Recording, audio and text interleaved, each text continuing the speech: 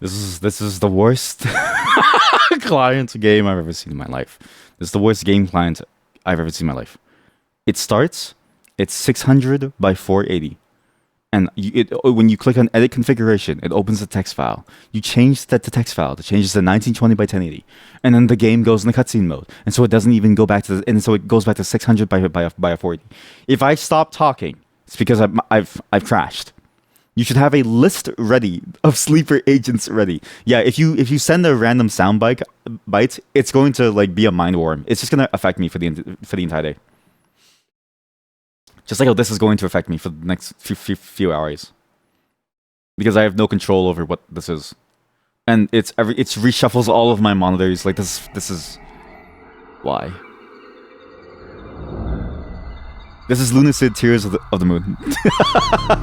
Or Tears of the Moon. I can't see chat right now because it reshuffled my monitor down to 600 by 480. Because the cutscene is in 600 by 480. Even though I updated the options to be 1920 by 1080, it's 600 by 480. Why? I don't know. Press any key. New game. How about you give me back my monitor, please? I beg you. The kingdom of Lyria rests in darkness, surrounded on all sides by the vast poison sea. In ages long past, brilliant silver moonlight fell upon Lyria, leading to its ascension as a great kingdom of magic. I need to spend a moment to fix this. This is I can't play in 600 by 480. How? It's not that it's necessarily like a bad thing, but I do sort of wonder to myself, why does anybody make a game at that resolution? Because like we all know that operating systems can't handle this.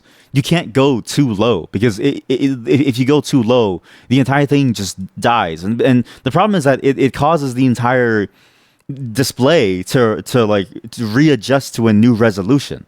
And so it's like I don't really know what to do. It's frustrating. Because it's like I just want to play the thing, but at the same time it's like it just keeps bothering and like changing things. Like it's weird.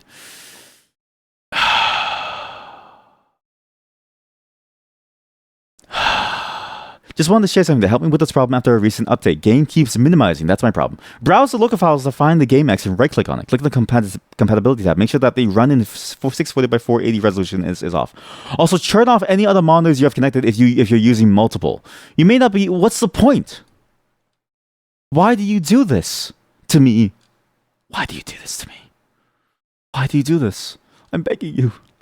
Now resolution. This is something I wasn't able to find a satisfactory solution for, but a good enough one. By default, the game is 640 by 480. The deck has a resolution of 1280 by 800. The default resolution to choose between making the game blurry or having like the bars. Okay, it doesn't work. Oh no, strangely, only specific resolutions work. What? Only 3 resolutions work. Default, 1280 by 800, and 640 by 400. The settings file is not saved by default.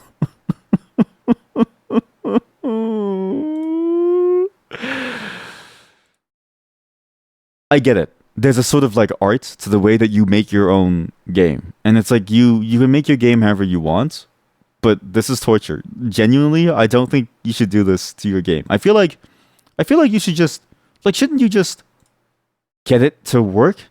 This is a simple compatibility guide to running the game on modern PCs. This game came out 2 days ago.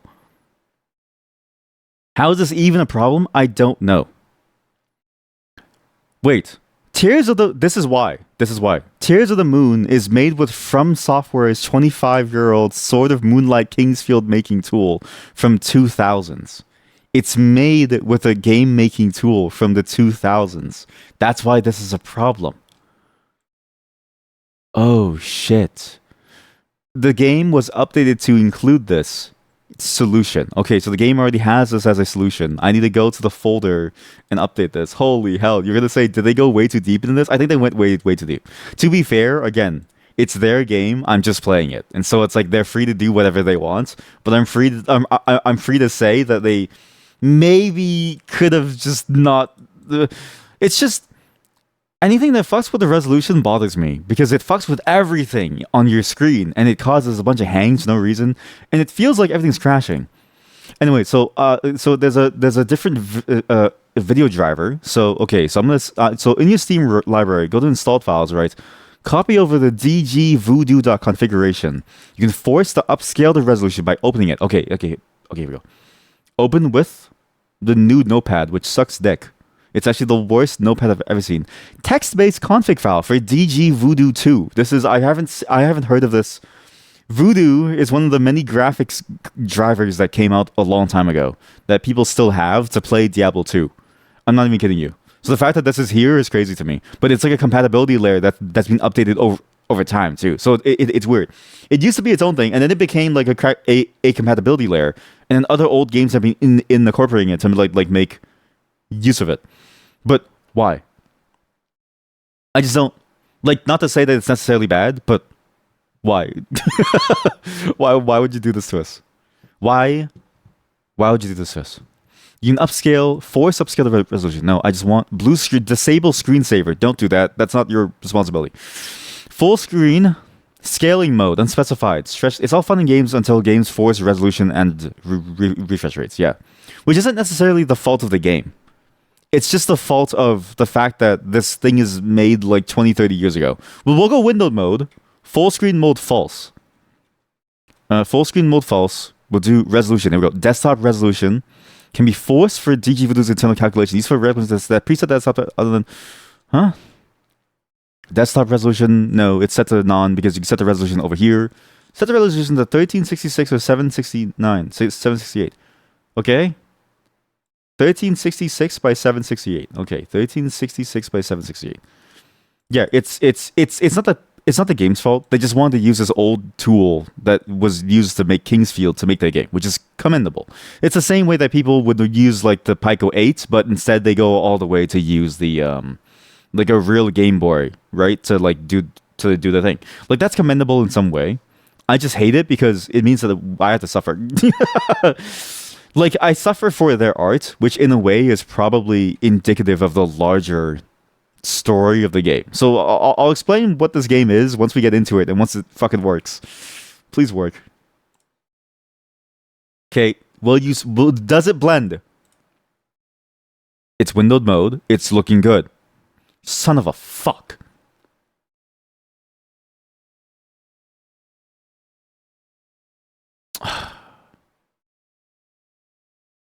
This is the worst game I've ever played.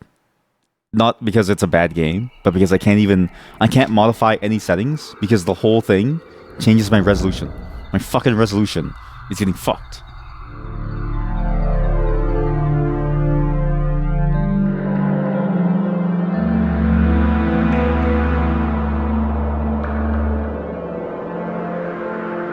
Go back. Volume mixer. Yes, volume mixer. Look for volume mixer. Find the volume of the application. Okay. We're going to keep it in that small window because I refuse to engage with it any further in a full screen because it fucks everything. This game is from the creator of Lunacid, which is that a weird RPG game that we played that was very Kingsfield-like, and they've now gone all the way. And so I was like, oh, perfect. Let's like try this and see how it goes. I didn't know that it was made off of that old engine, which explains why it's awful. But because it is, we all have to suffer. So, let me just go into the game again. Let it change all my screen resolutions. It crashed. And I think to myself, why? Because I felt like they had something going on with what they had within Lunacid itself. Because Lunacid wasn't even built off the same thing, but it still felt like that type of game. But it had like a bunch of niceties to it, right? But now they've gone all the way to make it off of this really old, crusty game engine from the 2000s, which wasn't made to support this like modern day. And so it's very painful. How to keep desktop resolution without changing in-game resolution. Okay, cool. Thank you.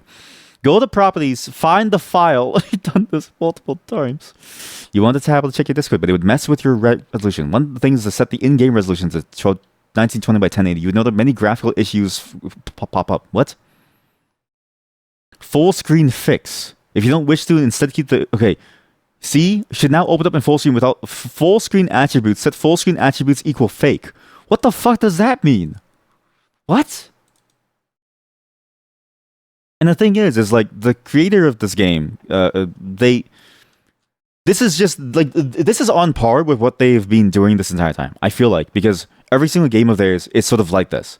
But in doing this, I feel like I'm going insane because they have such good things, but it's weird how marred it is by you have to deal with this very very poor, I guess like playing experience when it's like what they have is a masterpiece in and of itself, and I wish you could just play it, right? And the thing is, it's like it felt like it was fine just going off of like Unity engine and stuff like that. And if they have any problems, you can go to somewhere else. But you didn't have to go to a 2000s game engine to like do this and force us all to do this. And I don't. And what's crazy to think about, right, is that they must have not known this because they must have been playing this on a 600 by 480 monitor, and they must have thought that people would appreciate it. But it's not to say that I guess people won't appreciate it, but I think the modern person likes being in 1080p. I think the modern person likes being in 1440p. I think the modern person enjoys the niceties that they've been given, and they don't want to have to deal with this. It's very painful, actually. You can see the appeal as a developer to go with the real deal rather than using a modern engine and then putting effort into making something look old. But man, just like you say, it means the players have to suffer.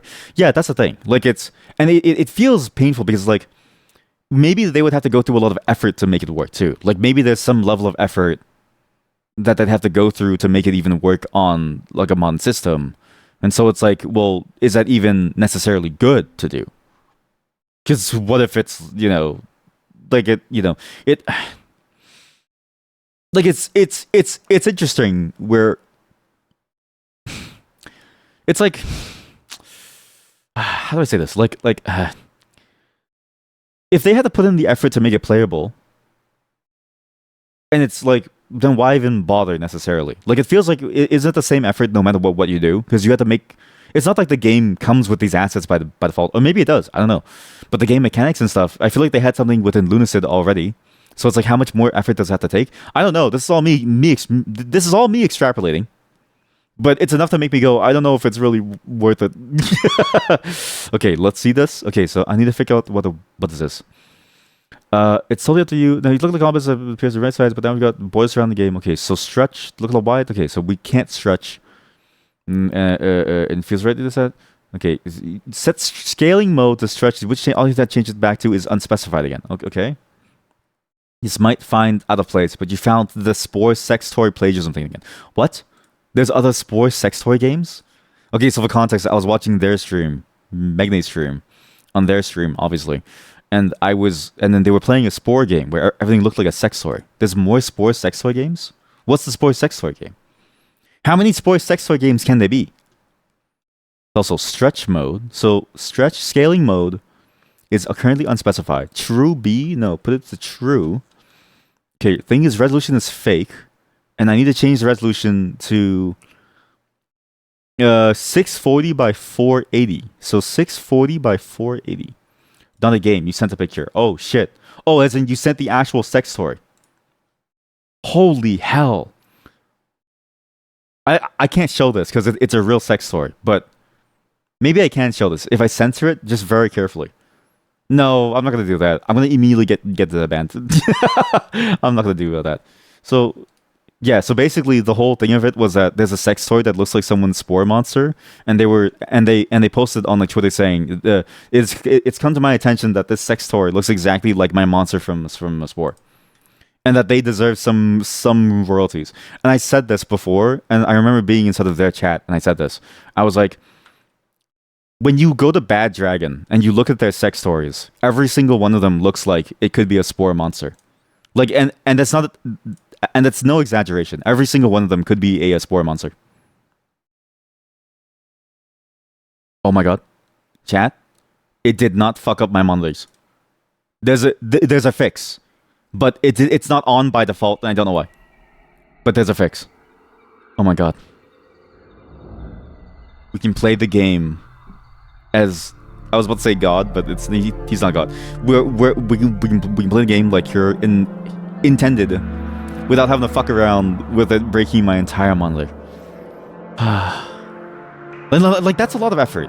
One, you have to go to a third-party solution. You have to go to a guide. So immediately, it's like, I don't know if people will really enjoy this. Two, you can sort of tell it's not really perfect because it still stretches the screen a little bit. So it's not the best solution either. But I'm willing to suffer because I do want to try this out. Now, there's no mouse control in this game either, because it's an old Kingsfield game, which was all controller and keyboard. Surrounded on all sides by the vast poison sea. In ages long past, brilliant silver moonlight fell upon the area, leading to its ascension as a great kingdom of magic. But this time may soon come to an end. The fledgling sorcerer Kalima Cerulean was granted a macabre vision of the near future. Macabre? Soon, the great old one who sleeps beneath the earth will awaken. Unless he can quickly perform a ritual to lull it back to its slumber, the world as we know it will come to a violent end. Okay. That was a good bit of context.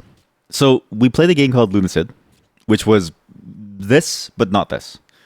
This seems to be the prequel to Lunacid, and again, it's made within the Kingsfield engine, which is a very old engine from 2000s, which is crazy to me because I feel like that's too much. Like, maybe that was a bit too much for you to do. But because of that too, it's also only a keyboard only game. So this is like very old school. I was thinking of trying the Kingsfield games, but with the mouse support mod, because I didn't want to go through this. And seeing this, maybe I still don't necessarily want to. But I did want to try this out just to see what this is. But this is basically the game where you can see my movement, and you see the bar fill up, and you see how I attack. You attack just like that. And you just attack by swinging your arm, and this is sort of like the progenitor of what you might know today as sort of that very high-paced action game. And again, it's funny because this company went on to make Dark Souls and Elden Ring, so they definitely evolved their formula from what this was. Not to say that it was necessarily a bad formula for the time. In the 2000s, this is pretty good, and I would say this is sort of like, if I got this in the early 2000s as like a 5-year-old, I'd be a very happy kid, right? But you definitely feel like there's some things that you miss from the current modern day feeling of how the games work as they are now.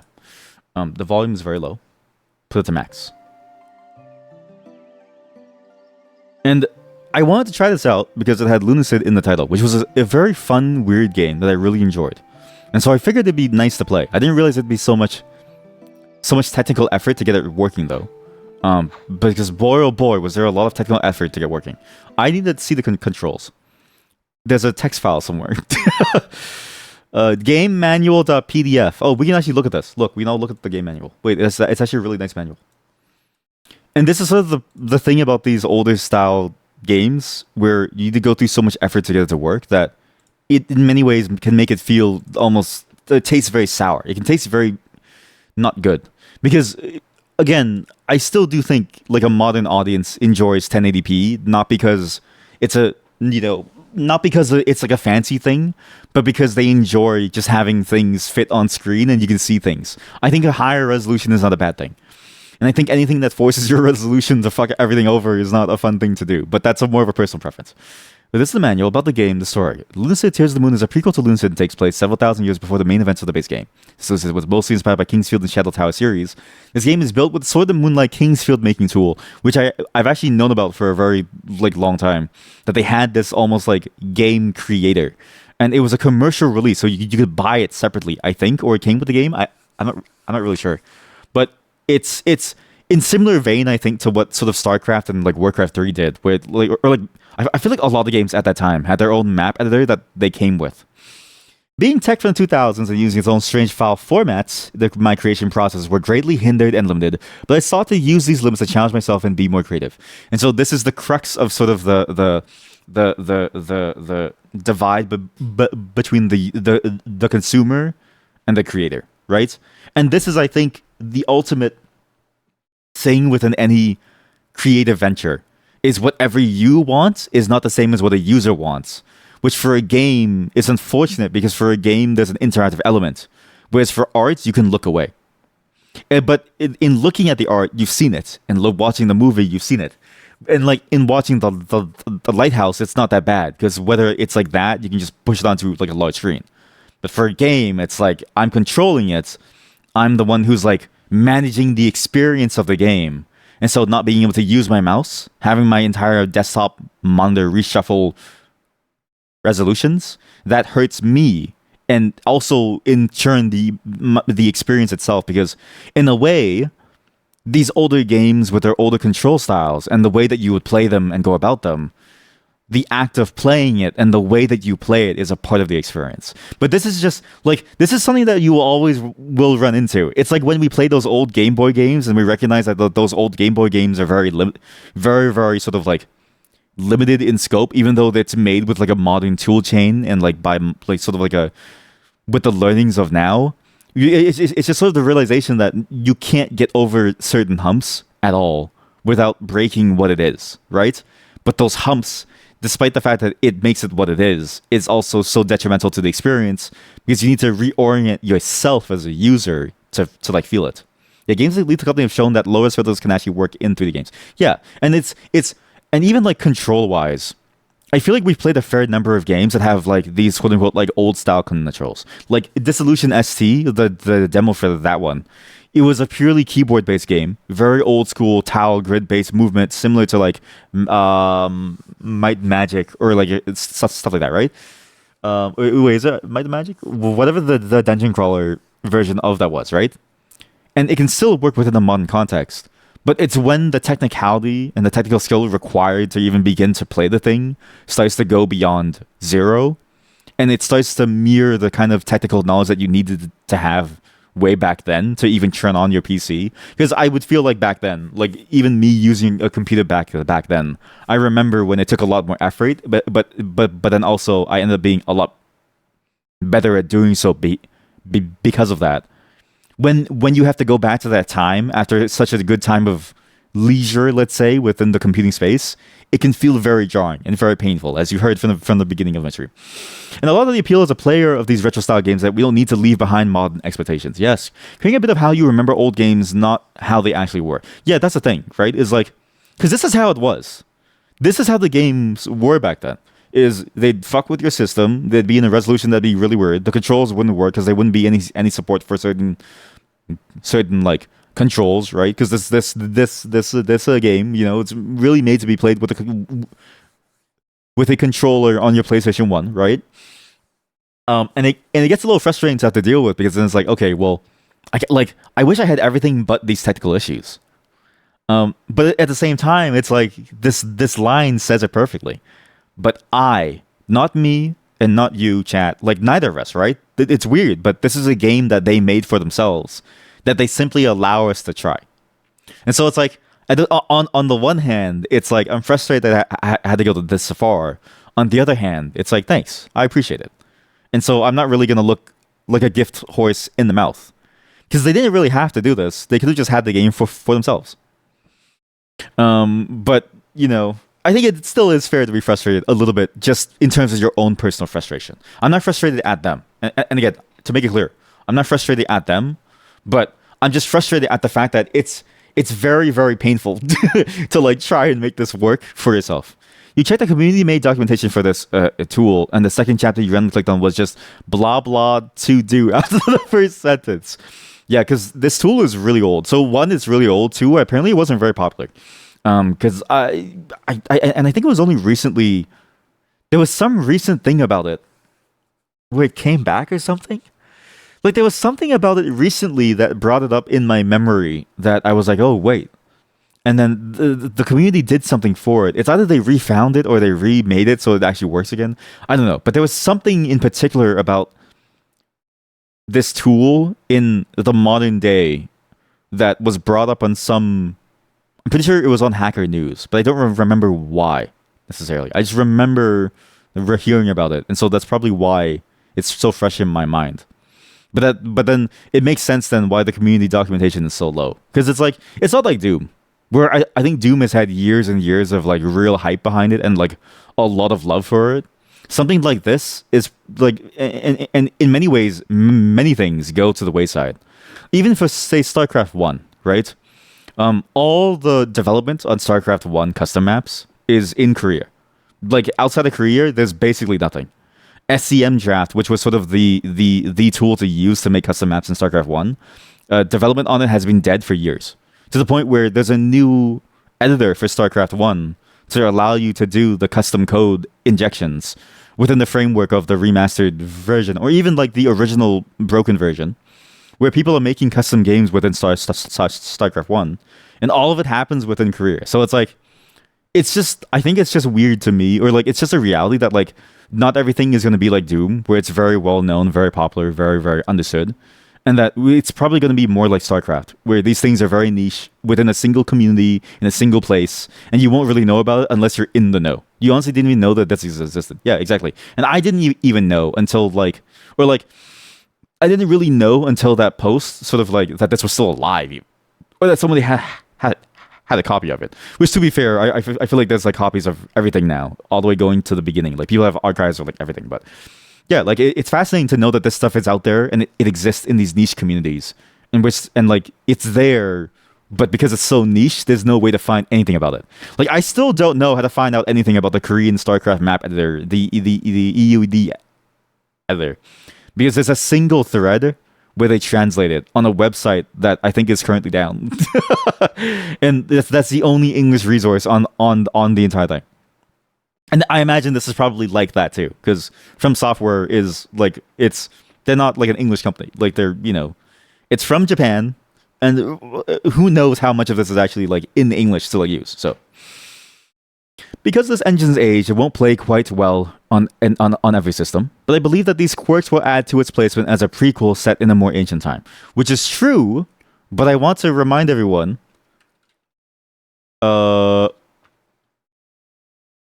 this exists. This, as well as Basilisk itself, these exist. And these already had that feeling, which I thought was perfect. Like this and this was, I think, the pinnacle of what they could have done to make it feel a certain way. Like this game, for instance, literally runs on an emulator. You have to download you have to download a Super Nintendo emulator to play this game. And it works so much better because the emulator wraps this like very old archaic system to make it run on your system. Granted, this is not like a real editor, this is like a fake one. But that first one that I showed runs on a real emulator, and it runs fine in a modern sense. So it does feel like it's placed as a prequel, and I do like the fact that they're continuing with this theme of what you call it, the medium itself being a part of the story.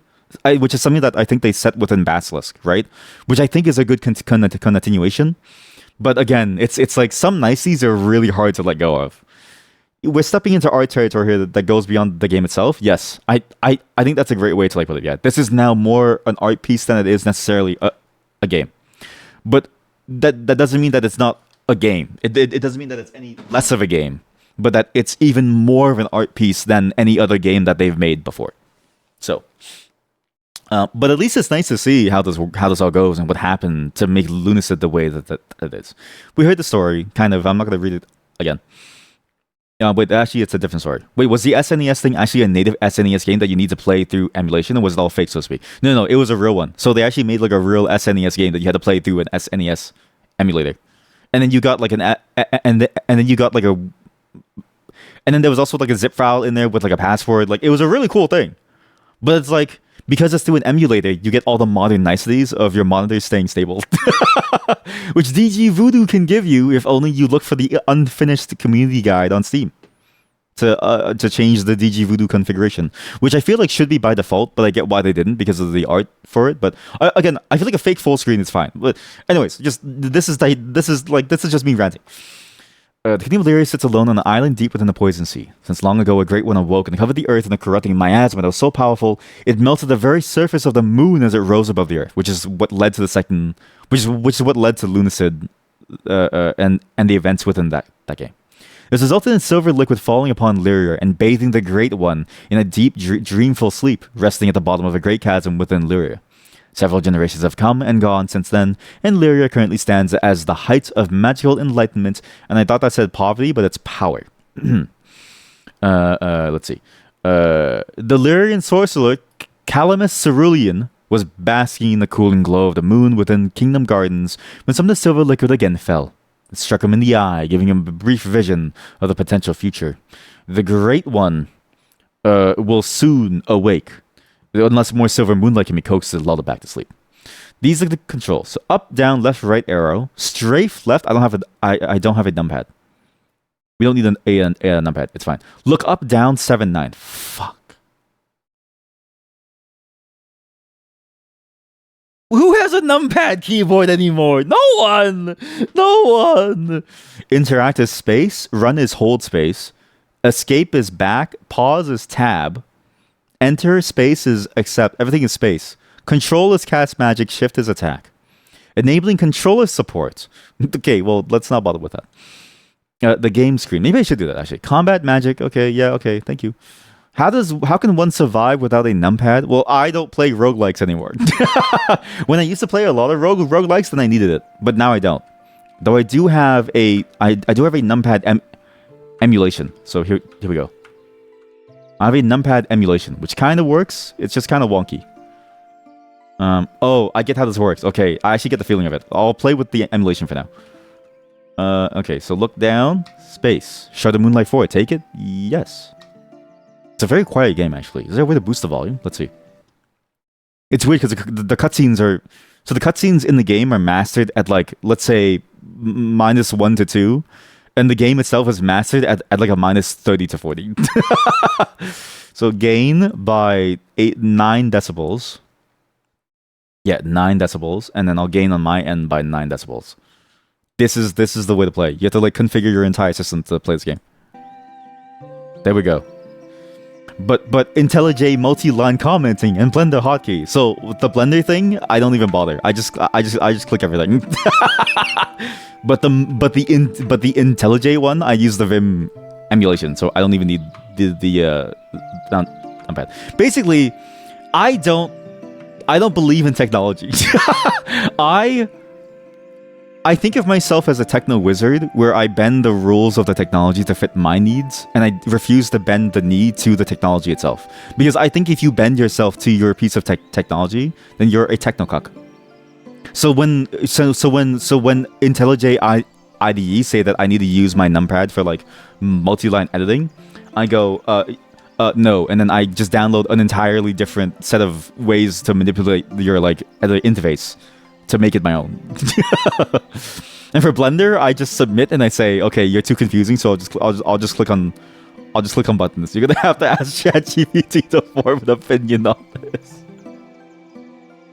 That's a very deep cut reference between multiple chats, right? I was in the chat, and they brought up something about ChatGPT, about something that I forget what the context was. But they watched a documentary about someone and, like, immortalizing their husband in it. And my friend, who is one of my closest friends' wife, she asked ChatGPT how she should feel. So okay, so the context, the full context is that another buddy of mine is getting back into dating, and then she asked me, like, is this what this guy said rude? And I was like, yeah, that's like rude. But when she asked them, they weren't sure. Until my friend's wife went to ChatGPT, asked it for its opinion on it, and the AI said that it was a rude thing to say. That she also said, yeah, that was rude. Like, think about that. That she had to use the AI to form a human opinion. And I remember thinking, I was like, why don't you just, like, feel your human emotions? And, like, extend that into the world around you. Why don't you just do that? Hello, sir? Why are you stuck in a loop?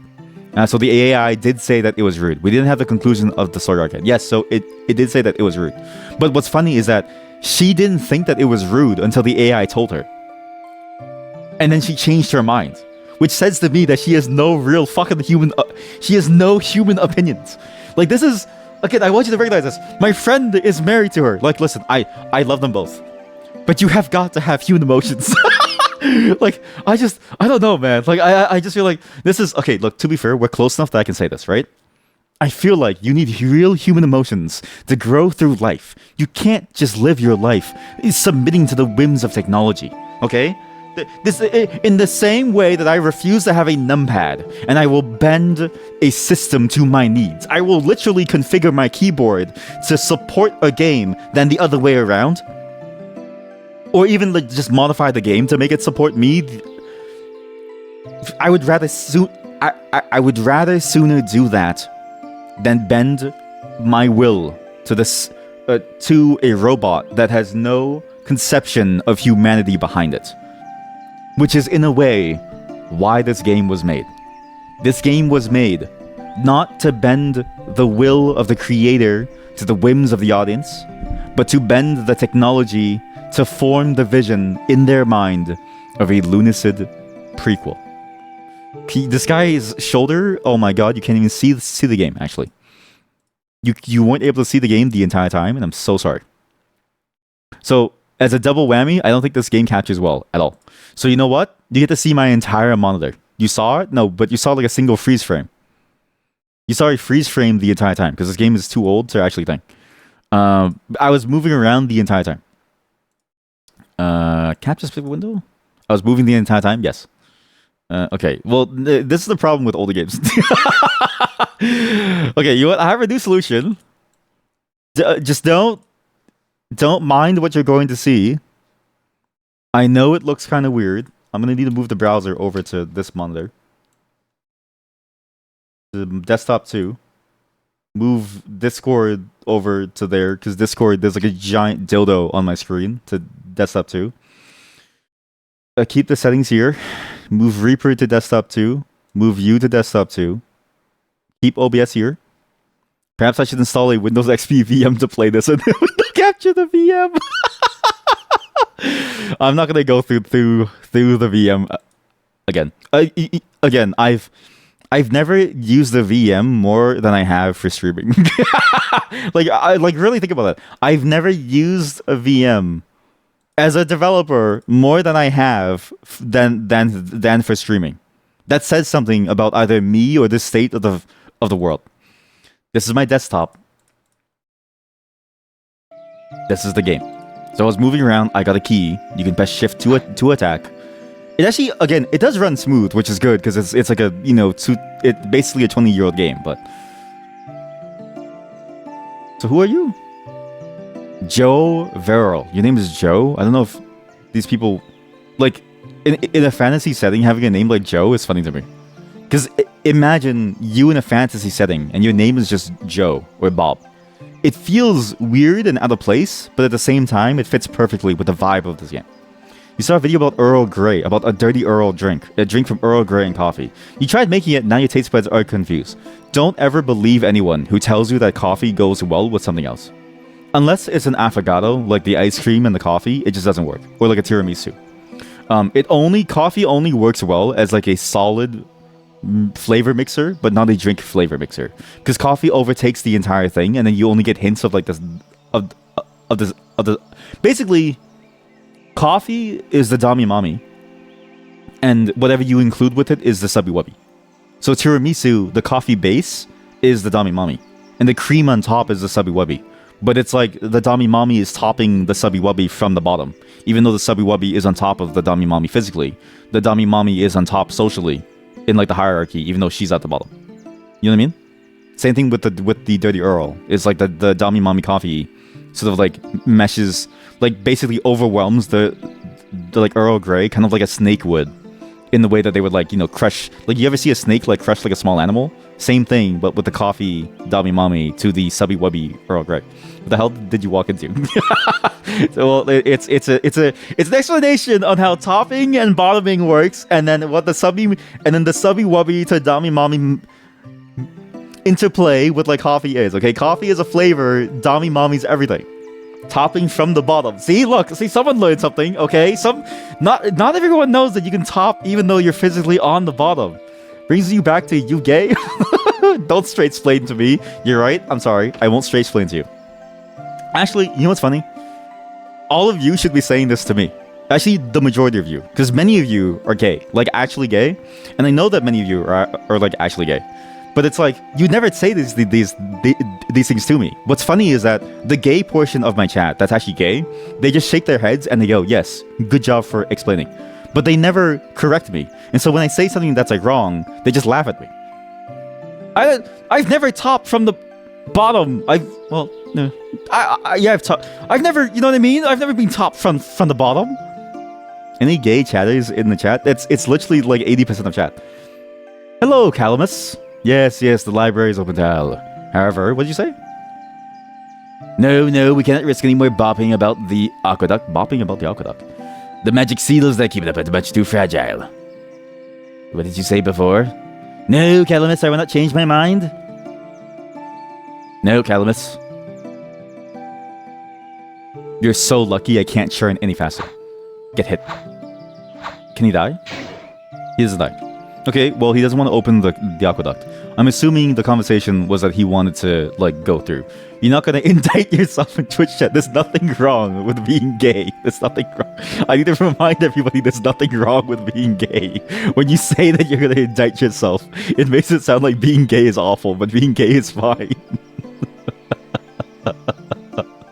I'm not laughing because I find it funny. I'm laughing because of the absurdity of it. Okay, I just feel like there's nothing wrong with being gay. Like it's fine. But yes, I think the Discord is just, you know what, here? I don't know. It's like all the same. No, Calamus. These potions are too strong for you, Calamus. Please, Joe. Joe, I need your strongest potions. No, Calamus. These potions are too strong for you, Calamus. Again, like, think about this conversation. You walk in, and the guy behind the counter says, "Ah, great Calamus, the wizard of the kingdom." And Calamus goes, "Hey, Joe." Like, the name just doesn't work. Being gay is awful because it's too hard to find a good man. So true. I like how that's a genuinely, okay, well, this is just me as a straight person co-opting the like gay experience, but like I like how it's like a very universal experience, because I have multiple friends now that are back inside the dating scene that have been trying to find somebody, and like, you know, like I'm the married person, but like we're all married, like my entire friend group, and they've been like and they've been asking us for advice because like they don't want to be with like the shitty dudes anymore, or like a shitty person. And so it's like they're like trying to get us to like help them figure out what it means to be in love and like what it means to find love. But then like when I talk to them, it's like I don't really know. I lucked out finding my wife when we were both 3 years old. Like, I don't really have any good advice other than be yourself and be kind to yourself and just find someone who actually loves you. Why should we be pitted against each other? Very true. You know what? That is true. You know what? You've blown my mind once again. Is it harder than for a straight woman, though? See, that's the thing, right? I don't think it is. I think it's both equally as hard. And I think the commiseration that both parties could feel must, in some way, be cathartic. Right? Because I'm sure that the gay men and the straight woman suffer the same problems. Suffer the same bad dudes. Because you ever hear the thing about how some dudes won't wipe their ass? I only heard about that from a friend who was talking about one of her boyfriends. And I said to myself, what the fuck?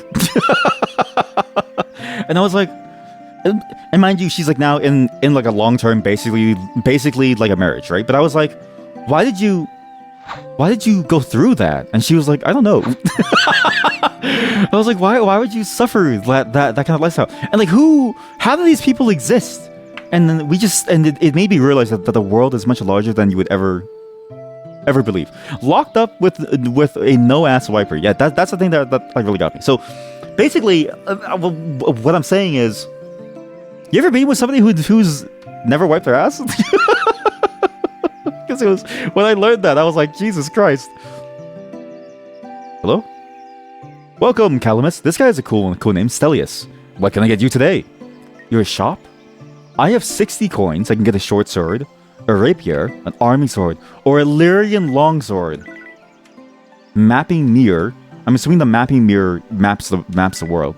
We can get a tornado spell and a crystal shard. Small shield. I'll buy nothing. Appreciate it. And again, who knows? Maybe the shits are perfect and don't smudge. If you genuinely believe that your shit is not leaving a trail that smells on you, then you are the same type of person who believes that bacteria doesn't exist. Like, I want you to recognize this, okay? The type of person who believes that their shit doesn't leave a stain and so therefore their asshole doesn't smell, doesn't believe that bacteria exist. Because what they can't see doesn't exist to them. They lack object permanence. So basically, the people who don't wipe their ass lack object permanence. I don't even know how we got here. You realize that I'm playing an RPG game about the moon falling from the sky, right? And killing an entire, like, kingdom? How did I even get to this conversation? What they can't see doesn't exist, yet they're a born-again Christian.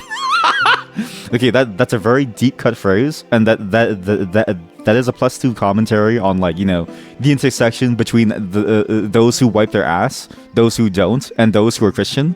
But but like I feel like that's like too deep for too early. You know what I mean? Like, we need to work up to, like, you know, the like Christian the theology jokes. Like, mixing in theology with like an ass wiping joke, that's like too hardcore for now. I think we need to build up for it, right? So far, basically, for those who weren't here before, the day started with balls. So we need to sort of like continue going on from balls into the opposite end. No ass wipers don't believe in Jesus. No, it's the opposite. It's the opposite. That the ass wipers that the no ass wipers believe in Jesus, and that the ass wipers don't believe in Jesus. It's not that deep a cut for you. You went to Catholic school and your grade 11 physics teacher was born again. So what's funny is that I was supposed to go to a Catholic school when I was younger, but I was Christian. But my parents were just like, yeah, we should just go to like a Christian school. But I'm Asian, so I'm supposed to be Buddhist, but I'm Christian. And so instead I went to a public school, which had the highest crime rate in the entire city.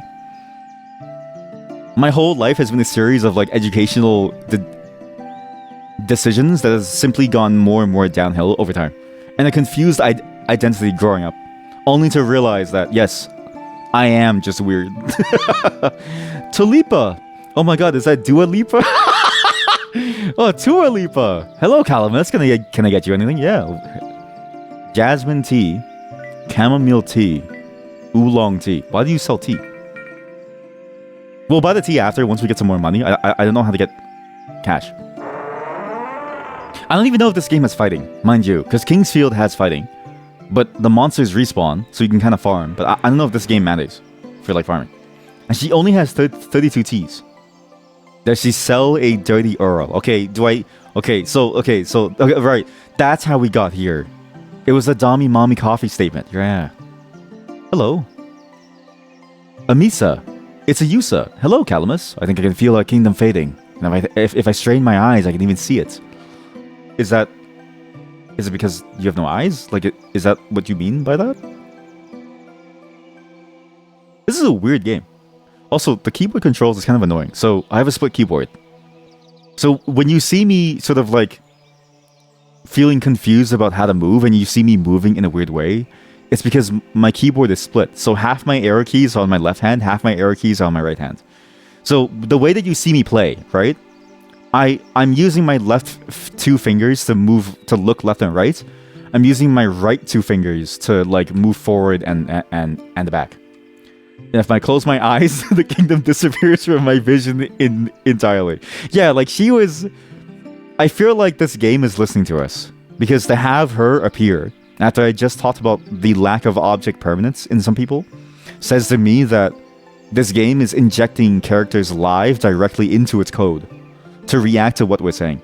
Because she's basically the epitome of the object permanence lifestyle, let's say. Lifestyle. She is basically the object permanence lifestyle.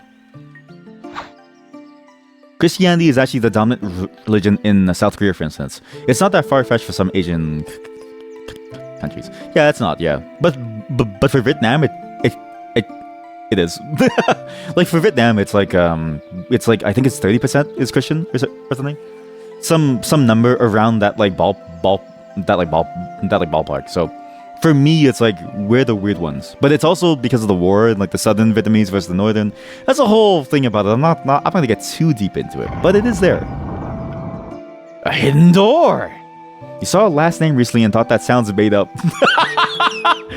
And the same day you learned it was the last name of your riding's liberal candidate. That's good. That's fun. Ah!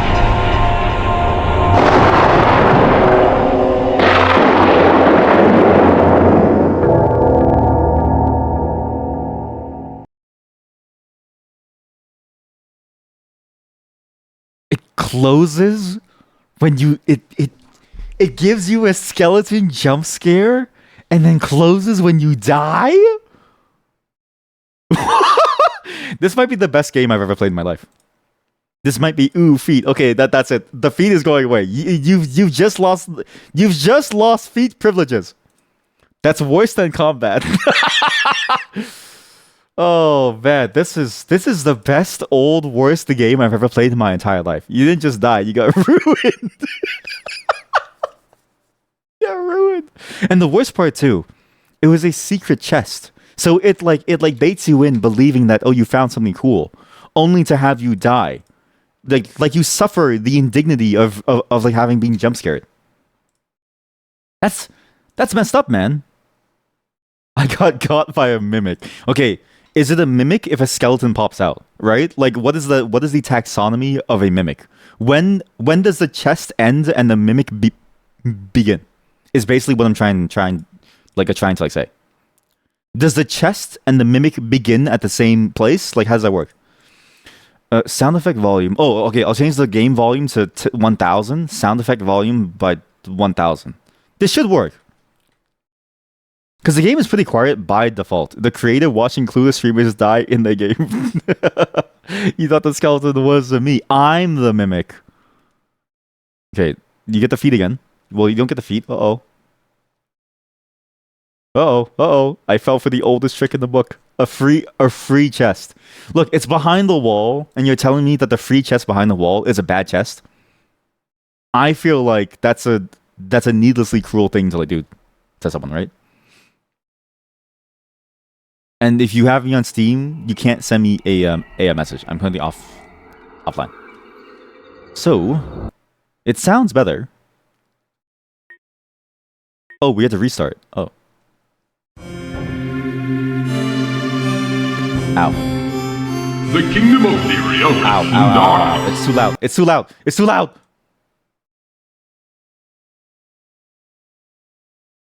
This actually might be the hardest game to run. And what's funny is that it's not even necessarily like we haven't even really played the game. The kingdom of Lyria. If you bass boost the volume of the sound and you go like really really loud, like here, if I go like this and I go like the kingdom of Lyria rest in loud. The kingdom of Lyria now suffers the kingdom of Lyria. It's just like, oh god, please stop talking. Hello, testing. 1, 2, 3. Do I sound fine? Hello? I need to do a scream test to make sure that the volume sounds good. Hello? Okay, please tell me if I peak, because I can't switch the thing at the moment. Ah! Did I peak or no?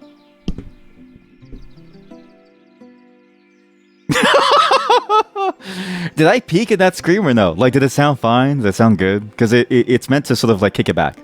If it got quieter, then it should have worked. It's giving the one guy in the Hitler's face outlaw. It's just me. Was that a soundboard? No, that was just me. My throat hurts. It sounded fine audibly, but you worried for me. Thank you for worrying about my thrussy.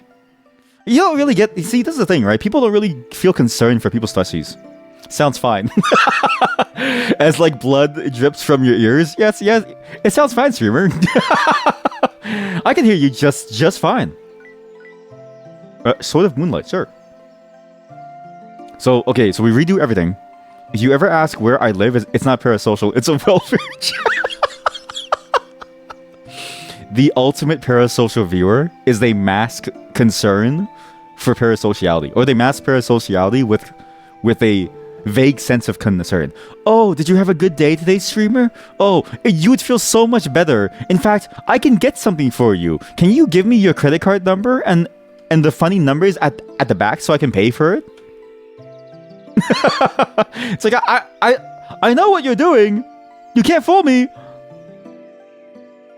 Oh, there's a knight. It's taken me so long to get to you, Sir Knight. What is going on? Do you see his neck? Look at his neck. Oh my god, his neck is like it's detached from his body. Look. When he looks up, his whole neck needs to crane outwards. These people aren't real. Sir Reed Manuel. What a great name. Manuel. Greetings, Lyrian. I am Sir Reed Manuel. It's a fantastic day, isn't it? Buddy, I'm the great wizard Calamus. How do you not know me? Did you know you can sprint by holding the spacebar? Amazing! Neck makes him look like a bug-out Bob. While this kingdom is fairly safe, you should save often whilst in dungeons. How do I save? I heard of an ancient magic you can use by pressing control. Isn't that fascinating? Read the manual, bitch. Yeah, exactly. This character is just you should read the manual before you play the game. I know most Illyrian are pacifists, but I see you carrying that dagger. It's like one of the blades that absorbs mana. I heard you can use it by pressing shift. Fascinating. Well, it'll be off then. This is the manual. They should have him as the first NPC. I do think masking the tutorial in the form of a conversation is funny because those who are antisocial and like introverted suffer more. And I think that's a good commentary on society as a whole, that the introvert comes into less opportunities. Oh, you get it. Read manual. Oh, that's what you meant. Oh, his name is Read the Manual. Oh, that's what you meant. I thought you were just calling me a bitch. I thought you were just calling me a bitch. I was like, I mean, like, I get it. Like, sure. I mean, there's nothing stopping you from doing so. Like, it kind of hurts, but you know what? I'll allow it. I just thought you were calling me a bitch. I thought you were just annoyed at me. Like, read the fucking manual, bitch.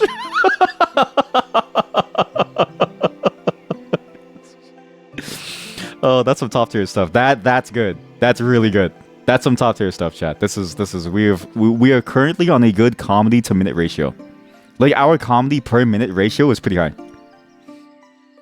What is... Oh, there's a lot of graveyards. Oh, can I read these? Can I look down and read these? What's my numpad? What's my fake numpad? It says... Hello! Nothing inside. What about this? Oh, and look, when you look left and right, it like does that weird thing of like, it centers around you. Nothing inside. What's inside? Please don't tell me that there's no skeleton, right? Nothing inside. Nothing inside. Nothing inside. And then you're gonna run into Dante open mysterious chests. Yeah. Open the chest, streamer. Open them. It's like Toriel and Undertale is tutorials and games. What? Wait, you just blown my mind. I didn't even realize that. I mean, granted, I've never played the game, so I've only ever watched someone play the game, so it's not a surprise that I didn't realize that. But it's even more surprising that I never picked up on it as a casual viewer, because I feel like the ones who view the game through the impersonal lens of a viewer on YouTube has a much better time at understanding things. Like, when I watch someone play mouth watching, I'm like, oh, I get it. When I was playing it, I think I missed a million clues. I'm pretty sure, because my notes after the game were so different from what that game was. That's actually crazy that you just blew my mind so casually. So you come in, you call me a bitch, you dropped one of the best facts that I've heard the entire day, and then you leave. You only really know about it through a guy that you know on Discord who has a Toriel kink. I don't know why I read that.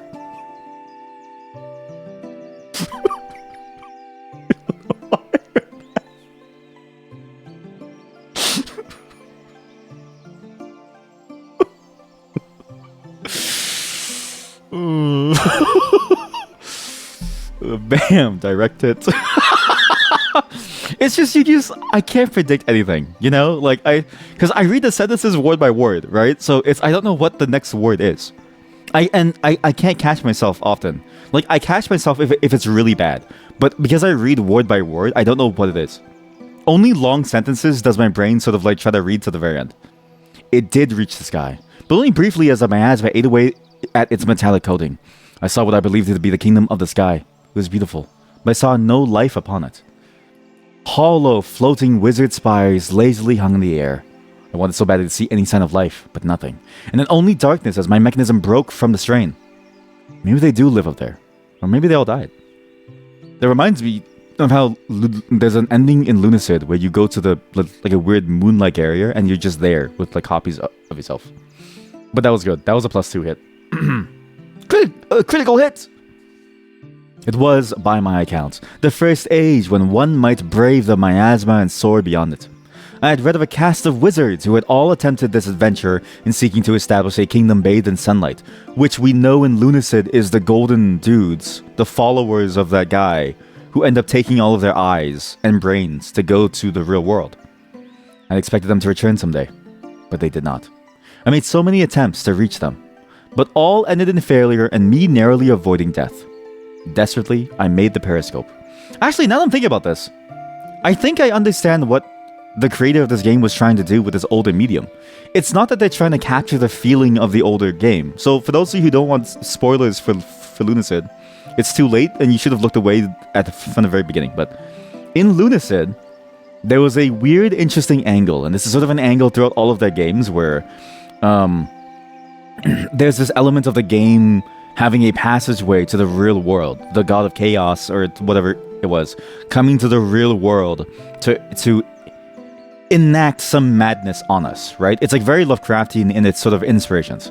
And the thing about it that was interesting was that one of the characters in the game actually came to the real world through a series of sacrifices and different sort of like ritualistic means, right?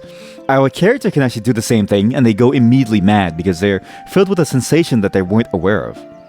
And I'm realizing that in a way, the game being so wrapped up in such an older frame is probably a continuation of that story, but within the story of the game itself. So it's like the feeling of this game is the way that it is because it's trying to play into the idea of these characters are stuck within a game and that they're not free yet to go into the real world yet. That's my theory, at least. You're not here for the story of Lunacid. You're here to break me. This guy, thumbs up. To be fair, that's sort of like the joy, right? It's like, again, type A, type B, streaming is not the game. If I wanted to do this game justice and sit there and talk about the lore of this game for hours and say, ooh, ah, and start singing random songs like, where is the exit? I would do a YouTube video. I'm here because of things that you can only get live. Like, there is no other place in the world where you can walk up to somebody and say, I know a guy who has a Toro kink. You just can't say that. You say that in the office, HR gets a call, right? Maybe not my office. My office was a word, but still. Lyrian curry, 3 cups of jasmine rice, vegetable oil, 2 yellow onions, 1 pound of chicken. A pound of chicken? Or other protein, some napa cabbage. That's a lot of chicken. Salt, pepper, MSG to taste, 3 spoonfuls of black garlic, 3 tablespoons of soy sauce, 1 tablespoon of fish sauce, 1 can of coconut milk, 3 to 5 tablespoons of korma curry powder, and Kewpie mayo. Wash and then cook rice in a rice cooker. Heat a drizzle of oil in a large wok or skillet over medium-high heat. Chop the onions and add to the skillet for 3 minutes. Stir occasionally. Chop chicken and cabbage and add to the skillet. Salt, pepper, and sprinkle MSG on the ingredients in the skillet. Stir occasionally and let sear for 6 to 8 minutes until browned. Add garlic, soy sauce, fish sauce, coconut milk, 1 cup of water, and curry powder, and let simmer for 10 minutes, stirring occasionally. Taste the sauce around the ingredients, add more soy, fish seasonings, or curry powder is needed to make it tasty. Scoop rice onto plates, scoop curry over rice, drizzle dish with additional soy sauce and Kewpie. Enjoy. Lunacid cooking stream. So 1, I think I'm correct that this game is in a way playing with that idea of the way that they cross over into the real world, because that's just a recipe from allrecipes.com implanted into this game. Okay? Which means that the real world, because of whatever the fish did, the like giant poison fish thing did, the moonfish or something, the real world is now leaking into the Lunacid world in the form of cooking recipes. Two, I do want to now do a Lunacid cooking stream because I'm curious about how that tastes like, and I think it would be funny to bust out a skillet like right now and put it like on a webcam how it looks like. But I don't want to do that because I don't know how to do it without doxing myself. You have plans to watch a movie, so you're gonna head out for now. Have a good one. Feet emote. Thank you for the feet emote. I'm not gonna say thank you for being here. I'm thanking you for the fact that you graced me with your feet. The aqueduct was once a peaceful extension of this library. But as the woods began to fall, it became unsafe. Imagine the recipe has a page after that has a Google review. That has a good review. You know what? I am... or, sorry, a bad review. Sorry, the emotes are a little wonky for me. I think there should be. Because I think that'd be funny in its own way. Like, imagine if you could have, like, a fake Google review-style page after. Because then that's the ultimate understanding that this has become the real world leaking into the game... into the game world. The majestic purified water which once swam serpentine throughout the kingdom has been lost. Serpentine, swam serpentine, very nice phrasing. I actually like the imagery of that. That which remains comes now only at the song of the harp of harmony. The harp itself is locked within, alas. So we need the harp. That's an objective that we need. We need the harp. And there should be... This is the go downstairs. But it's currently locked up because the Joe said we're not allowed to go in. Joe Vermeil, the potion seller. Hey, kid! Oh my god, he's freaking out. How come we don't have the spoiler alert emote yet? You know what? Now we do. Now we do. I like how you phrased that, by the way, as if it was like my fault. I like how you phrased it as if it was my fault that it wasn't there yet, even though I had no clue about the existence. It's like telling somebody you've never had, you know, like tikka masala chicken. It's like, buddy, we don't even have this here in like Canada. What's more, the brief kingdom of Skal was beset with numerous fell creatures, no doubt due to the middling of dark magic by the king. And as it was sieged, the very land fell away into the poison sea. Only the keep itself was held by Skal's dark magic. I think this is Basilisk. I'm pretty sure this is a reference to Basilisk, which then means that Basilisk was a part of Lunacid. Because it reminds me of the story of Basilisk in the way that the character and like the king was there and we saw what the king actually did. So I wonder if the overlap is meant to be, and I wonder what that means for the overall story of this game. Everything exists on 7TV. You're wrong. I tried to find uncensored titty. It's not there. I say this as a titty enjoyer. Though the Lyrian forces were victorious in defeating and imprisoning the Dark Magician, it resulted in heavy casualties and the loss of the Great Moonlight Sword. No! Wait. But the Moonlight Sword is what you get within Lunacid if you complete the trial thing. Broken into 5 pieces, many were lost. One intentionally was embedded into Skal's corpse. Should he rise again, his power should be greatly reduced.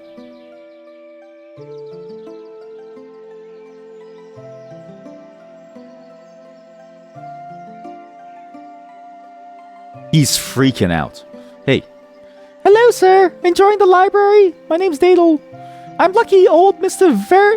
Virile still lets me in here. He caught me sneaking into the aqueduct once. I had to bribe him with some chamomile tea. He loves the stuff, but I always puts him right to sleep. These books really are fascinating. Okay, we have to put that guy to sleep with some chamomile tea, okay? Chamomile tea is very important. No tit? What is that emote? No tit? I can't even use my like mouse. Wow, next you're gonna tell me that Rule 34 isn't going to include your original characters that you have no visual depictions of. Okay, I want you to all describe describe to me a character with just words and try to make them as sexy as you can. And then recognize that you should go and write a book because that's how Twilight got popular. Nerd. I'm gonna do some chamomile tea.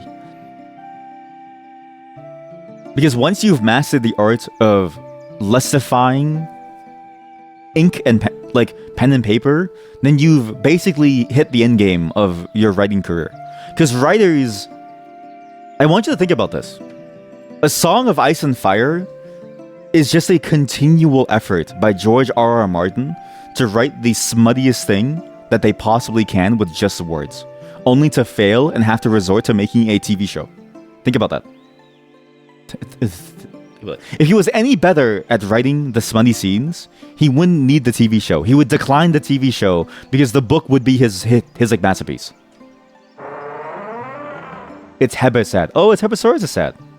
Now, you just make artist friends and coerce them into drawing. When you were younger, you did pixel art.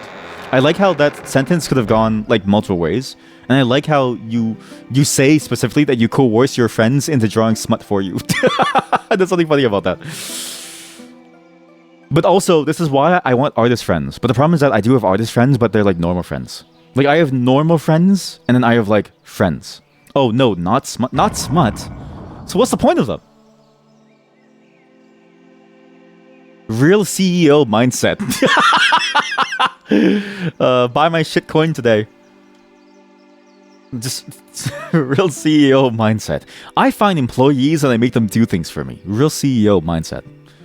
Anyone want to be an editor for my porn channel? I need a sword. Welcome, Calibus. What can I get you? I want a. I'll take a arming. I'll take a Lyrian longsword for now. Thank you. Calibus. Welcome, Calibus. Okay, so how do I save? Pause menu. System. Oh my god, there's a save button. Yes. What is inside the system? Options. Device. Don't change these. I just fixed this. Walking effect. Compass on. In Lunacid. In Lunacid, there was actually like a whole different compass style. I wonder if it's the same. Menu item view. Okay, so good. We're good with this. You have undiagnosed ADHD. You would try to rug pull the coin before anyone even bought it. Okay, so I had a discussion with my friend. He's a teacher, and we were talking, and I was like, hey, because you teach kids, do you feel like you have ADHD? And he's like, oh, 100%. Because neither of us have been diagnosed, but we've had this conversation before. And he was like, how the way that I see these kids be, he was like, I feel like I have ADHD because like they just are the way that I was as a child. And I was like, so true, King. So true. No head, no body, no hands, no feet? A disaster. Well, what's my magic? Wind Spear. A simple Lyrian magic creates a dart of wind. Okay. Oh, there's actually like a statistic thing. So I go over here, press tab. You can see length 125 centimeters. Damn. Cast support magic. What? Use item. Shard of moonlight? Sure, nothing happens. Use notes? Hastily scrawled in your handwriting. Soon the moonlight beast will awake and all will come to an end. However, the precious silver rain from the dissolving moon could lull it back to slumber. For the ritual, I will need to gather the moonlight blade from the Lyrian crypts and a ring imbued with the power of poison fog. If I can gather these and bring them to the highest altar in Lyria, I'll be able to release a blast of miasma, and the resulting silver cascade should lull the Great One to a deep sleep, which we saw. Okay, so we know that Calamus was successful, because in Lunacid, that's what happened. Why do I have Robitussin in my hands? Where did this come from? Why is there Robitussin on my desk? Just put it over here. Sorry, just, I think I was holding the I don't know why I was holding the I have short-term loss. Okay, so we need to go and deal with the giant seats, the sky serpent, and we need to get some items. Oh yeah, blast your miasma, you beast. You ever think about how people back in ye olden days used to talk? Like, think about the etymology of the word "come," and when did the word "come" become like a real word, right? Because it's not like we've had the word "come" for very long. I don't think. I feel like the word "come" must have been a recent invention back during like the 70s to like 80s American porn era, right? So back then, and really think about this, back then, right? We learned this, well, we didn't learn it, but like we were reminded of this from The Root Trees Are Dead, where people used to write like raunchy letters detailing how much they'd have sex with someone. And so the letters would be like textual porn. It would be like a text-based porn, right? And think about how they used to say "come." They wouldn't say the word "come" because that's very uncouth of you. You would say something much more lyrical, more poetic. Like, oh yes, blast your miasma, you beast.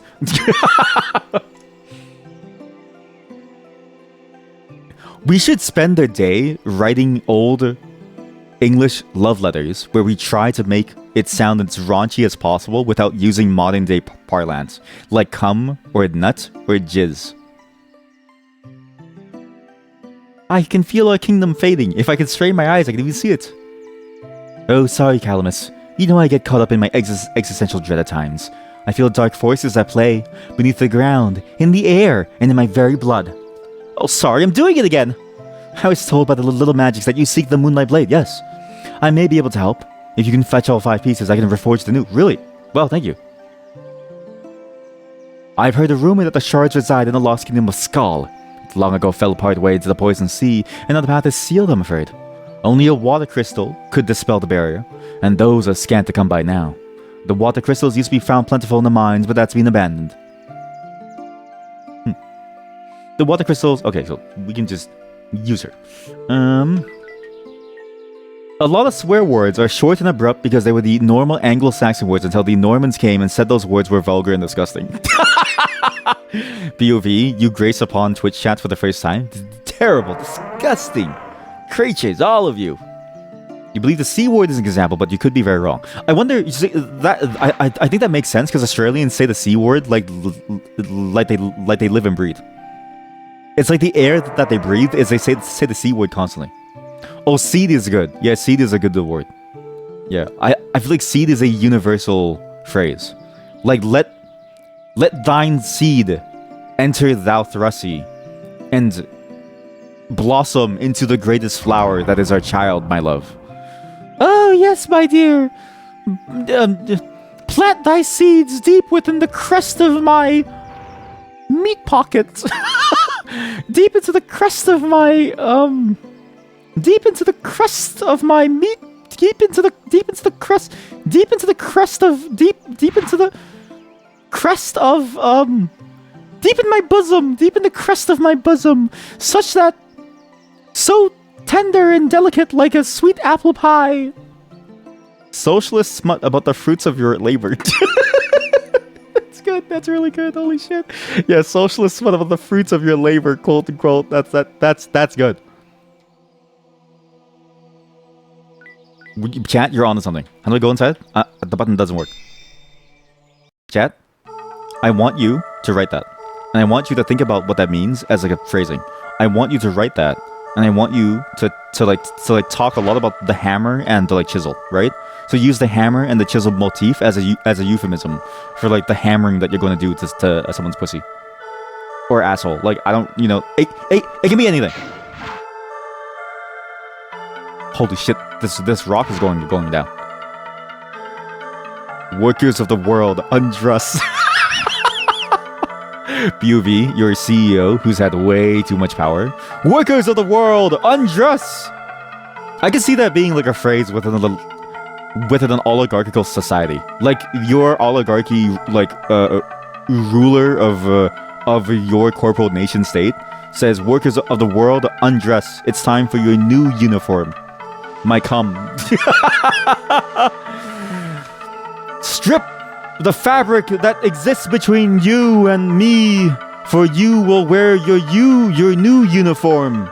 My cum. Is that evil? It doesn't really seem evil. It seems pretty nice, actually. And I feel kind of bad for fretting it. It died. My comrades. Okay. We have two different fan fictions going, right? Do we combine them both? Like, do we combine the socialist one with the corporal nation-state one? Because I think it would work. Because then they would say that so the socialist society would have the comrades, right? And then the other one would be the wet workers. I think we're onto something here. I'm not doing damage. I forgot. This game is a bit like Minecraft. I'm not even kidding you that this game has more similarity to Minecraft than any other game out there. Because in Minecraft, you sit there and you wait for your weapon to recover before you can hit again. Am I supposed to hit these? No. This music too. So this music sounds a lot like what you would hear in Final Fantasy IX in the ice caverns. Did I just get secret money? Oh, they drop things. Oh. Invisibly. They drop things invisibly. Okay, I got 2 coins. I actually do like this song. This is absolutely a Soviet Union puppet state that pretends to be socialist but comes up with shit like the garments of the weapon of the bourgeoisie. The garments of the weapon of the bourgeoisie. Oh, that is good. Oh, that's really good. Yeah, and that's how they get you to like strip down. That is. See, you can't get this anywhere else. This is the type of like inspiration that you get only from the stream. Because nobody else would ever want to interface with you on this. Like everybody else would just go, yeah, and then you get like, you know, secretly timed out. Here, I'm like, oh yeah, this is the good shit. Please continue. Advanced intellectual thought. Sorry, capitalist corporate cuck. Wait, no, virgin capitalist corporate cuck. Chad, union worker. I don't know. What's like a socialist person? I don't know. Virgin, corporate capitalist cuck. That's a very nice. It's Chad, socialist, socialists. I don't know. Chad, socialist. Just Chad, socialist. Just end it there. That'll get me some good points. The Chad Socialists. Can I say slut? Is like slut still a thing that people can like say? Can I say Chad Socialist slut? Because that's also, it's the same alliteration as capitalist corporate cuck, but with slut. But I don't know if slut is still fine to say. I'm gonna die about... Wait, we have no health. I need to go back.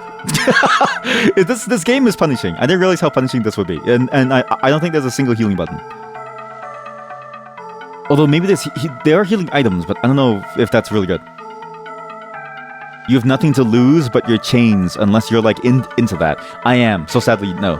Well, you said it, so there's no coming back. That is true. I've already said it, so it's already too late for me. Yeah. There's nothing wrong with being a slut.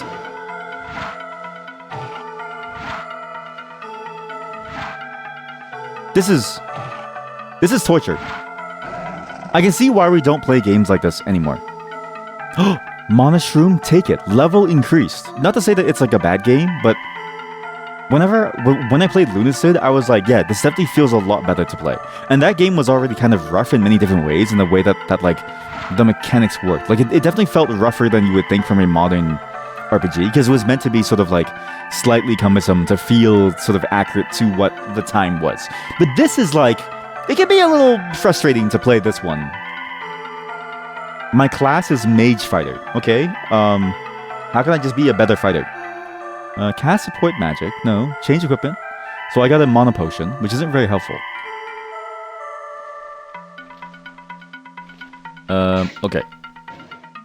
Oh, you can aim up and down with the spells. Oh, shit. So, please, I'm hoping there's no flying enemies. If there are, this might be very hard to play. Oh, shit. Also, these enemies are very reminiscent of what we saw within Lunacid. Because the snail, I remember the snail being a silver milk snail or something. And it was kind of strong, but not that strong. In a way, it feels like they bumped the difficulty of these monsters up. Or maybe I was just bad. I'm actually thinking a lot about how to curate this chat into something, right? Like, I think it's... Because a lot of the comedy in this chat comes from the words, too.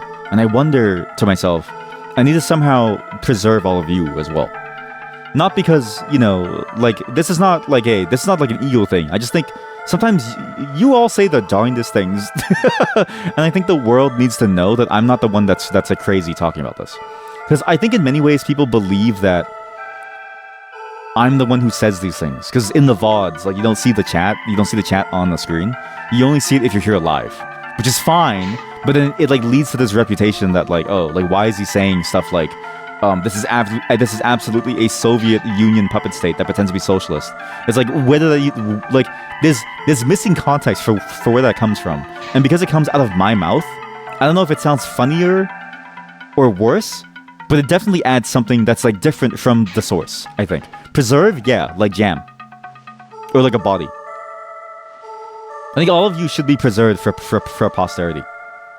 Because at some point in the future, right, humanity will fade away. It's just the way that it is, okay? At some point in the future, humanity will simply disappear. And what we're going to have to do is we're going to have to think back on and catalog what all of you are. Because what we're seeing here, I can't press the space button. What we're seeing here is like culture manifest. Like we are seeing culture literally coming into existence at this moment. Its own sort of like section of the world that cannot exist anywhere else because it is considered a crime to say these things otherwise. Healing warmth acquired. Oh my god, I got a healing magic. Watching your root tree streams, you knew that I wasn't coming up with everything that I said, but ultimately this is the environment that I've curated. Yeah, but that's why. I want all of you to have the limelight too. Because when the police ask me, did you really say this? I can't just say no, because then they'll point to the VOD and they'll go, but you said it. So I need them to know that it comes from you, is what I'm trying to say. Like, that's what I'm trying to say, basically. And I think that that's a great thing to have. So I got an item, and it's now no longer here. Why? Cast support magic. Oh, warms the soul to replenish health. That's a typo. A truly kind spell, though it will not bring back the dead nor prolong the dying. What? It's a bit of a weird phrase.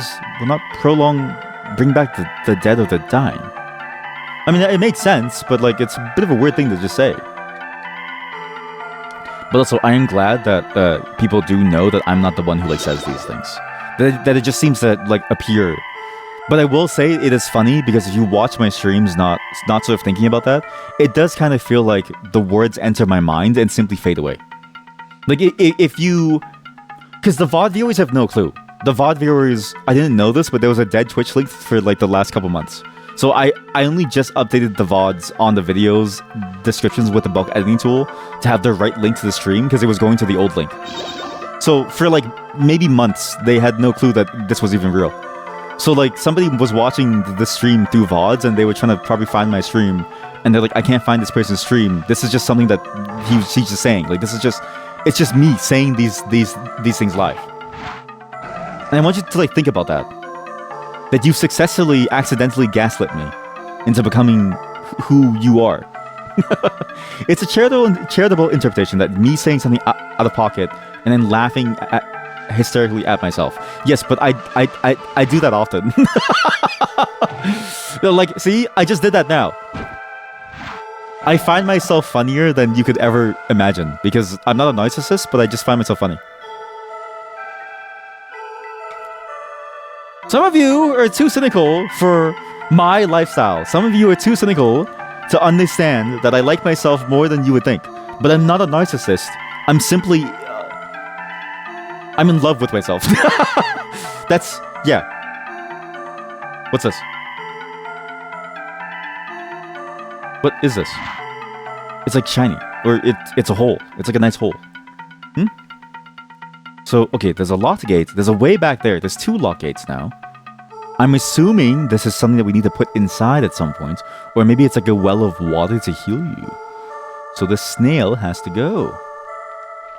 I'm actually surprised that more people don't laugh at themselves. Not in like a bullying way. Like, I don't want you to laugh at yourself as if you're like decrepit or something. But I think it is funny to think about the fact that like a lot of people don't really give themselves credit as to how funny and how entertaining they are. Like, what you're seeing right now is me laughing at you, chat, right? Not because you are some terrible person, but because what you said was genuinely funny, right?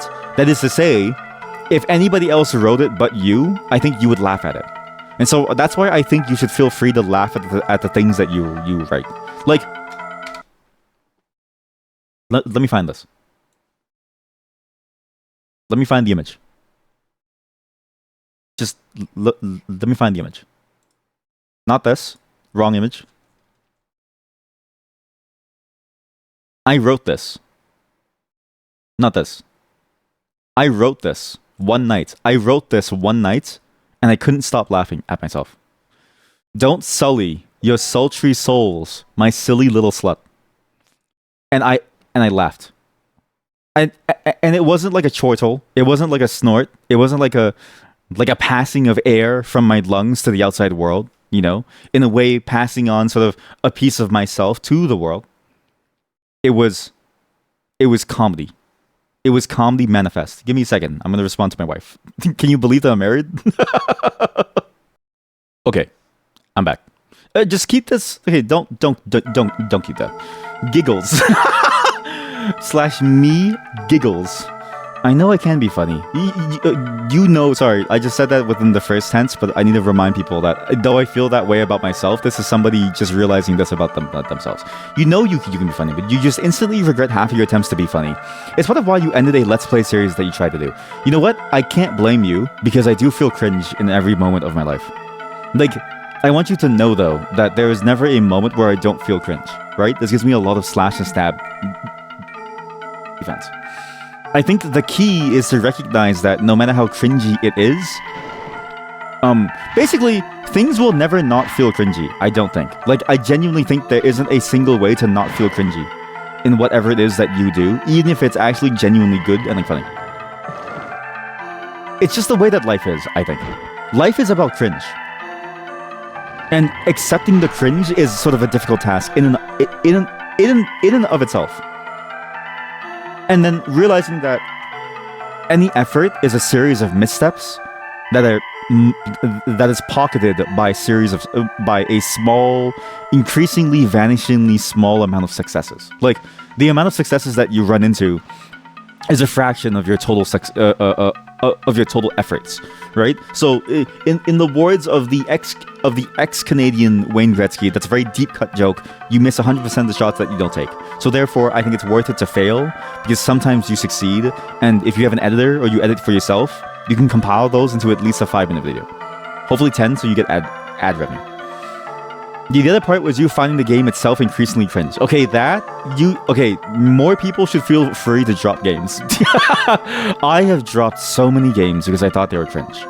But I've also dropped a lot of games because I just stopped playing them. Like, I still need to finish, Lost in Vivo, which is another game by Cure.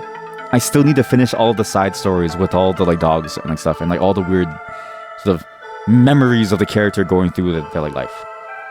Yeah, exactly. It's worth trying, even if 1 out of 100 jokes that you make don't hit the spot. But at the same time, if it's 1 in 100, maybe you should quit. If it takes 100 tries and you only get maybe like 1 hit, maybe you should quit.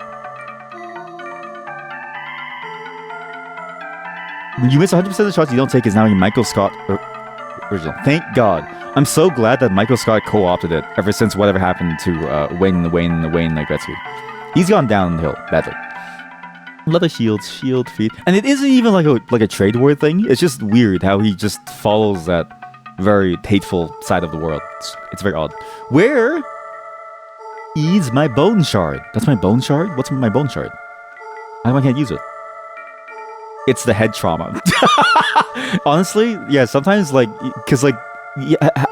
Chat, have you ever noticed that the people who say the darndest things, they all come from like some level of sports, some physical sport where they get hit? Like, chess players have no excuse because they have no head trauma. But hockey players, it's like, that's just the CTE talking, right? And like, it's a hockey staple that you get into fistfights. Why? I still don't know. I still actually don't know the rules of hockey. I just know that the fistfights are a part of the I don't know if it's the culture or the rules. Maybe it's like a bit of both. But it is fun to watch, so I enjoy it. But I think every sports player is just doomed to go down like a certain track, which is in itself a funny joke about how that mindset can only happen because you have brain damage in some way. Like, really think about what that means. Like, that you have to have brain damage to think of certain opinions.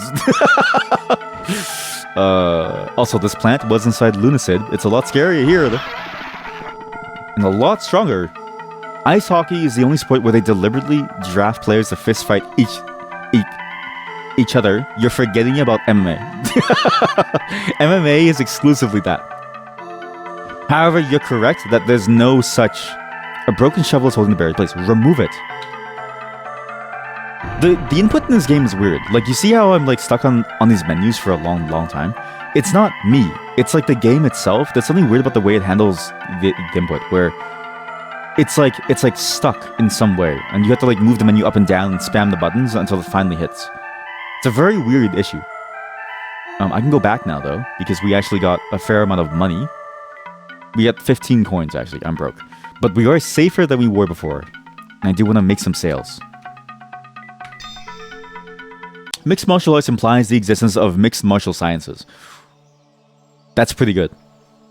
And honestly, that's just sports science. You know that TV show? There's this old TV show on Canadian TV on the Discovery Channel, which I guess is an American show technically, but like there was this one segment where they call it's called Extreme Sports Science. It's basically that.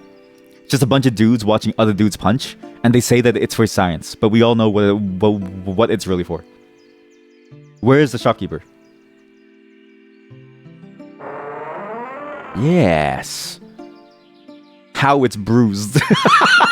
Yeah, how it's made's lesser known cousin, how it's bruised. That's it? I barely get any gold. I'm never going to be able to afford the 80 gold weapon. Oh, you can press shift to see the stats. Length 75, length 80. Actually, my sword is the best sword, because my sword's 120, and that's a long sword. Mapping mirror, I think I need this at some point. Tornado spell, I need all of these. Shield, I do need this actually. And then we call it here. This game is actually really good. I think I didn't expect this game to be so long. With spin-off games, I always think to myself, spin-off games are going to be a much shorter affair. But with this game, it is actually a fairly long effort. And so I think it's worth it to take a real serious amount of time to play this. Because today, the mood of today is like shitpost. This is like, right now, we're in a shitpost mood, which is, I think, perfect for the next game. But for this game, I think there's a certain level of gravity that I want to take it with, because I am genuinely interested in the whole overarching lore of not just Lunacid, but the various like Cura. It's like the Cura cinematic universe that I enjoy, right? So we'll take a pause on this, and we'll come back to it at a later date. This is fun. I can see why they used the engine to make what they made, because they wanted this type of game. I don't think they had to. I think they could have done it in any other thing, but it was, again, this is a game in many ways made for them that they simply grace us with, and that they allow us to like try. This doesn't mean that necessarily we have any that we shouldn't have complaints. There are some real complaints about it, but that there's an artistry to it, and that there's a fun and a joy to it that I think is palpable. Is palpable, and I think is worth it to engage with, even if it is a technical shithole. Again, it's not the game's fault. It's just it's running on a 20-year-old engine, 25-year-old engine that isn't made for newer systems. That you have to go to a Steam community guide, set a fake full screen attribute setting inside the DG Voodoo config file to get it to not resize your monitor size while still keeping the same aspect ratio without stretching on certain monitor sizes. And it should have been like that by default within the configuration file, but I guess they wanted it to restructure your computer monitor sizes for the sake of, for the sake of the feeling and the vibe. But I feel like that part wasn't necessary, and just this alone is enough to get that feeling. But then you look at the game itself, and it's just Kingsfield, which I, vaguely remember seeing snippets of gameplay or playing it. I'm not really sure. It's been a long time. But looking at it and seeing sort of how it is, it's a fun, enjoyable experience, even if it is very crusty. And there is merit to the idea of using it to wrap the frame of the game into an older prequel time, especially given that the game's story is that. Like, the game's story has so much overlap with the medium that it's within. It's like the medium of the game is pivotal to the story itself. And so to see that play out in this form of this type of engine style, this like old crusty piece of technology for a prequel before the entire reaching into the real world storyline begins, I think is a good choice, and I think is actually a genuinely beautiful effort. Even if it is frustrating to get started, once you're in, you start to appreciate it more and more as you go further and further. I hope that I never accidentally uninstall this game, because I have to redo the configuration next time, which is already very, very painful. Look at the feet.